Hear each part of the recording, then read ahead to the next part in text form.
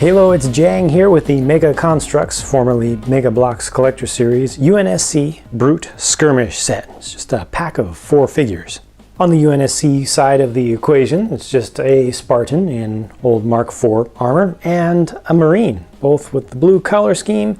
And you know, seeing this Mark IV Spartan in an old color, just a plain blue, just such a classic color, really makes me thankful that they are continuing to use this mold and that they're bringing it into more sets. I hope that they will use this mold, maybe not as much as they did the original one for the original non-articulated or less articulated Spartan, but I do want to see a bunch of these. I do want to be able to collect these in a bunch of different colors because I think this is the best looking one so far to me. Just maybe not fully objectively, you know, the named ones from Halo Wars I think are really good because of their prints, but there's something very pleasing to me about this. Maybe it's a little bit of nostalgia for the older figures and, you know, being able to collect lots and lots of those in the different colors. And the idea of being able to collect the same guy basically, but with the updated armor system, I think is really cool. Not the biggest fan, to be honest, of the blue Marine. However, it's really good to get that very distinct, you know, bright color scheme for anybody who wants to simulate a Warzone style of diorama. You know, to set up a Warzone with the Marines. Now, if they just make the same pairing in red, then you'll be golden. It'll be perfect.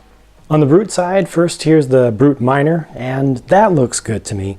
I hope that they will continue to use this exact color for the skin tone or the fur tone for the Brutes quite extensively, because it's so much better than the light kind of off-white color that they've used for some of them. I think it's also better than black, just more believable and kind of fits right into the middle of the norm for what we've seen across multiple games for Brutes.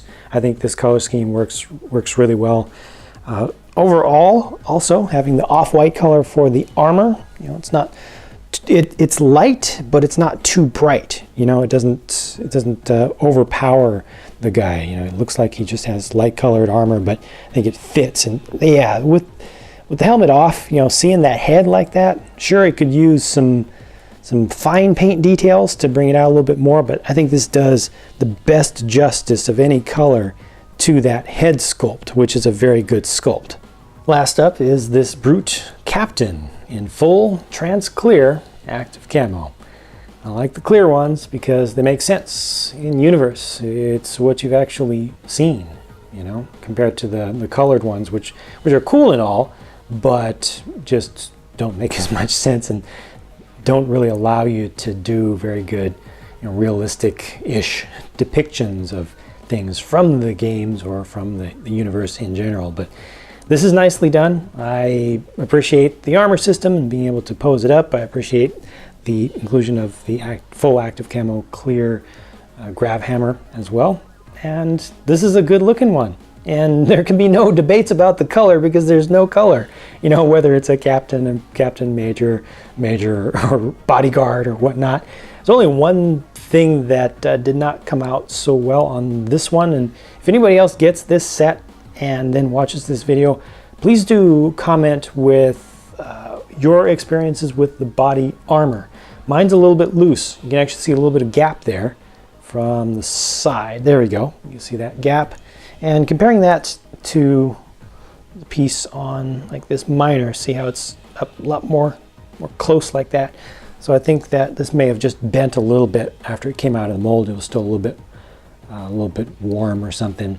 And also, interestingly, the head, not the helmet, but the head is just the slightest bit loose. It does hold on to there. It is captured around the socket on the body piece, but it's a little bit more loose than normal heads are. It just pops off a little bit more easily than normal heads. And even if I take off the armor so that you can get, you know, make sure that it's going all the way on there, it just fits on a little bit more laissez-faire than I'm used to. I can still hold any pose there. You can see there's still some static friction in there, so that's good. But yeah, if anybody else has experiences with this specific figure, let me know and share that with other viewers. I'm sure it'll be good to get more different views from folks who have different experiences with different individual units. This is what they include in the set for terrain or a stand. I guess they also have these little individual figure stand pieces, but Covenant shield, the deployable cover, stationary shield generator, Pavis of the Worthy, whatever you want to call it, the Covenant little personal shield thing. And it's done in the orange color with the print on it, and I believe that print is only applied on one side these days, even though it looks like it has some dimension to it because they got different thicknesses of the line, so that actually looks pretty good. But I personally would have preferred one in blue. So that's it for this set, and I think it's good. It's just a plain traditional figure pack with, I think, desirable figures that are done pretty well. Collectible, displayable, usable in various different contexts. I could have used a little bit more for the terrain stuff or a stand, but at least what they did include is something that can be placed in universe, and it's not just something for us to display the figures on. It works with a diorama, it works with plate. So I'm happy with that. Let me know what you think about the set on the whole and the individual figures, if you have any specific feedback about those. Thanks for watching, and I'll talk to you again soon.